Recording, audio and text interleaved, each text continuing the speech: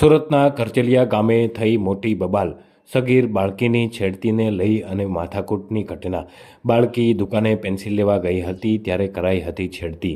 પોલીસે ફરિયાદ ન લેતા ગ્રામજનો વિફર્યા। ગ્રામજનોનો મોટો ટોળો ભેગો થયો। ગ્રામજનોએ દુકાન સળગાવી અને તોડફોડ પણ કરી। ગ્રામજનોએ પોલીસનો પણ ઘેરાવ કર્યો। આદિવાસી સમાજની બાળકીની છેડતી થતાં ગામમાં ભારેલા અગ્નિ જેવો માહોલ।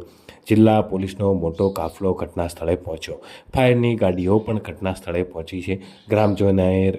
ગ્રામજનોએ રસ્તો રોકી અને દુકાનોમાં તોડફોડ કરી હતી। ડોલીના કરચલિયા ગામે સવારે એક બનાવ સામે આવ્યો છે। એમાં નાબાલિગ દીકરી છે અને એની કોઈ દુકાનદારે સામાન લેવા જતા છેડતી કરેલી છે એવી ઘટના સામે આવેલી હતી।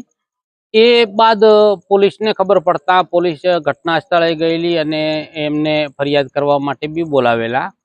પણ મીનવાઇલ ગામ લોકોને સ્વાભાવિક છે કે નાબાલિગ દીકરી હતી એટલે રોષ થયેલો અને એમાં ગામ લોકો ભેગા થઈ ગયેલા ટોળું અને ગામ લોકોએ દુકાનદારનો થોડો ઘણો દુકાનમાંથી સામાન કાઢી એક ટેબલ કાઢી અને દુકાનની બારે એ ટેબલને સળગાવવાની કોશિશ કરી। ટેબલ સળગાવેલું પણ પોલીસ આવી ગયેલી। પૂરતો પોલીસ બંદોબસ્ત થયો અને ગામવાળાનો રોષ હતો એમાં પોલીસે ગામવાળાઓને સમજાવેલ કે ભાઈ ખરેખર આરોપી છે એ અટક કરી લીધેલ છે। લોકલ ક્રાઇમ બ્રાન્ચે અટક કરેલ છે અને પછી ગામવાળાઓને ખબર પડતા કે નહીં પોલીસે આરોપી બી અટક કરી લીધેલી છે અને પૂરતો બંદોબસ્ત છે। એટલે હાલ માહોલ શાંતિનો છે। ગામ લોકો અત્યારે શાંતિમાં છે।